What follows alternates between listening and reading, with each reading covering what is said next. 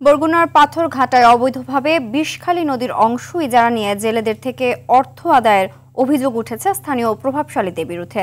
স্থানীয়দের কাছে এটি পরিচিত পেয়েছে নদী ব্যবসা হিসাবে। ভয়ে প্রকাশ্যে অভিযুক্তদের বিরুদ্ধে কথা বলছেন না কেউ। স্থানীয় প্রশাসন বলছে তদন্ত সাপেক্ষে দ্রুত এ বিষয়ে ব্যবস্থা নেওয়া হবে।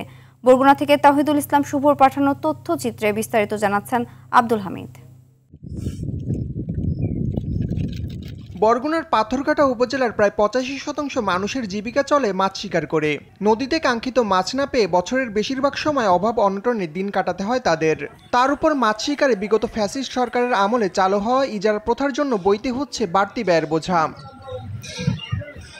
বিষখালী নদীর দূরতলা খাল থেকে জীবনতলা এলাকার প্রায় ৩ কিলোমিটার অংশে মাছ শিকারের জন্য একটি অসাধু চক্রকে ৩ মাসের জন্য দিতে হয় ৪ থেকে ৫ হাজার টাকা। আমরা গরিব মানুষ, আমাকে তো টাকা দেওয়া না দিলে তার দেবে না। আমার তো বাধ্যতামূলক। ধরেন আমি এবছর টাকা দিলাম না, আগামীতে এখানে আমার পাতে দেবে না, অন্য লোক টাকা দেবে, হারে পাতে দেবে। সব নেতা হয়ে গেছে, ওই আসাত মেয়েরা গুরুতে হেরা বেচা যে গোষ্ঠী ভালো যেটাই পোনা ভালো হয় ওইটার ক্ষেত দাম ৪,০০০ টাকা, তারপর ৩,০০০ টাকা, তারপর ২,০০০ টাকা। তাই যারা বায় ওরা মনে করেন গরিব মানুষ, ওরা অনুপায় ওই টাকা দিতে বাধ্য। সচেতন নাগরিকরা বলছেন নদী ইজারা দেওয়ার অধিকার কারো নেই। নদীগুলি বিক্রি হচ্ছে, নদীর পানি বিক্রি হচ্ছে, নদীর স্থান মাছের স্থানগুলি বিক্রি হচ্ছে। এটা অনৈতিক কাজ এবং অন্যায় কাজ। প্রাকৃতিক সম্পদ যে যার মতো করে মাছ ধরতে পারে। চরম অন্যায়, আইন বিরোধী।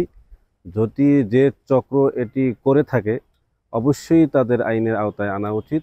ইজারার কথা বলে উন্মুক্ত জলাশয়ে কেউ ব্যবসা করলে তাদের বিরুদ্ধে ব্যবস্থা নেওয়া হবে বলে জানান উপজেলা মৎস্য কর্মকর্তা হাসিবুল হক। যদি আমরা এমন কোনো অভিযোগ পেয়ে থাকি স্পেসিফিকভাবে, তাহলে আমরা স্থানীয় আমাদের উপজেলা প্রশাসন আছে, আমাদের থানা পুলিশ আছে, কোস্টগার্ড আছে, আমরা বলে ইমিডিয়েট ব্যবস্থা নেব। প্রভাবশালী রাজনৈতিক নেতাদের ছত্রছায়ায় চলছে এমন অবৈধ ইজারা প্রথা।